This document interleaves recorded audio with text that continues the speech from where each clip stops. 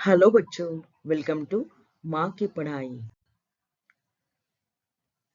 आज हम क्लास 6 हिंदी से जो 13 नंबर का कविता है फागुन में सावन।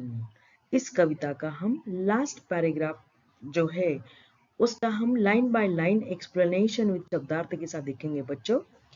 इससे पहले मैंने इस कविता का वीडियो बनाया हुआ है, उसमें बाय मिस्टेकली मुझसे लास्ट जो स्टांजा था वो रह गया था, तो उसके वजह से आज मैं यह वीडियो बना रही हूँ जिसमें लास्ट स्टांजा का मैं एक्सप्लेनेशन यहाँ पे दे रही हूँ। ओके, तो चलिए शुरू करते हैं।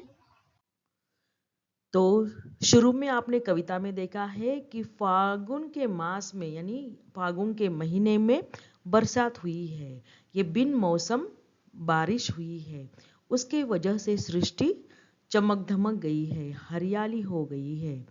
तो देखिए इन लाइंस में क्या दिया हुआ है। हरियाली का स्वप्न थिरकने लगा पुतलियों में। हरियाली यानी क्या, ग्रीनरी।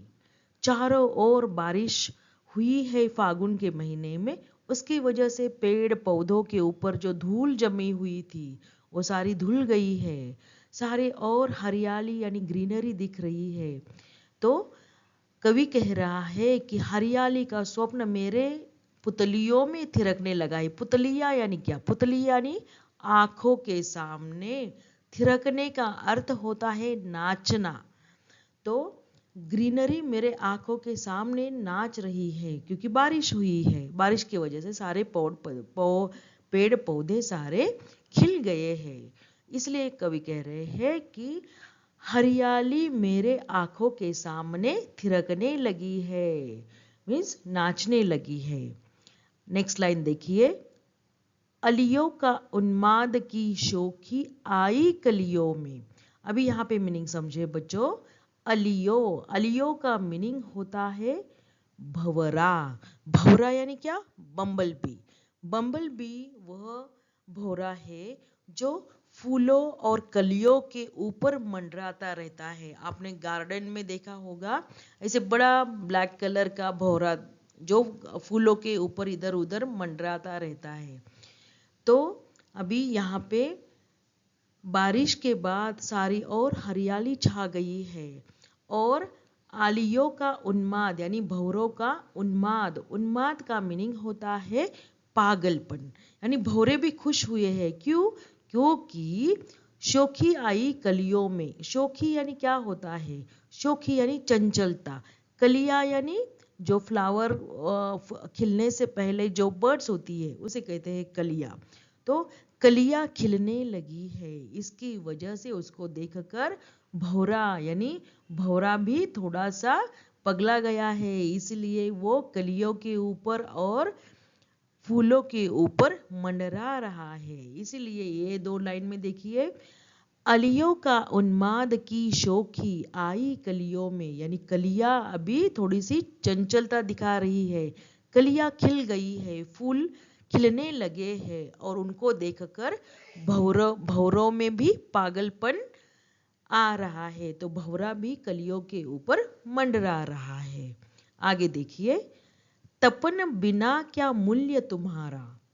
तपन का अर्थ होता है गर्मी। एक बात समझनी पड़ेगी, जब गर्मी होती है तब हमें ऐसा लगता है कि बारिश होनी चाहिए, बारिश होनी चाहिए, यानी गर्मी के बाद ही हमें बारिश का महत्व समझ में आता है। तो इसलिए कवि कहते हैं कि तपन बिना क्या मूल्य तुम्हारा, यानी गर्मी के बिना तुम्हारा क्या मूल्य है। जीवन धन रस घन, यानी जो बारिश रस रूपी बरसता है वह जीवन का धन लेके आता है, वो इस सृष्टि को जीवन प्रदान करता है, यानी इस पेड़ पौधे को, पृथ्वी पे रहने वाले सारे जीवों को जीवन देता है। यह रस रूपी घन, रस रूपी घन यानी बारिश। ओके, आगे देखिए। आज कहाँ से फिर आ पहुंचा फागुन में सावन। तो कवि कह रहे हैं पता नहीं आज कहाँ से इस फागुन के महीने में सावन आ पहुंचा है, यानी बारिश हुई है। सावन का मौसम, बारिश का मौसम कैसे आ गया फागुन में। तो इस तरह से यह लास्ट पैराग्राफ का मैंने यहाँ पे एक्सप्लेनेशन कर दिया है। बहुत सारे बच्चों ने कमेंट्स डाला था कि आपने लास्ट पैराग्राफ आपका मैडम रह गया है, तो आज मैंने उसका एक्सप्लेनेशन कर दिया है। तो पहले जो वीडियो बनाया था उसका लिंक मैं इसके लास्ट में डाल दूंगी, इसके डिस्क्रिप्शन बॉक्स में डाल दूंगी, और इसके इस लेसन के इस कविता के प्रश्न उत्तर का वीडियो भी मैंने बनाया हुआ है, वो भी आप जाके देख सकते हो। चलिए स्टडी करते रहना बच्चों। चलो, थैंक यू, बाय।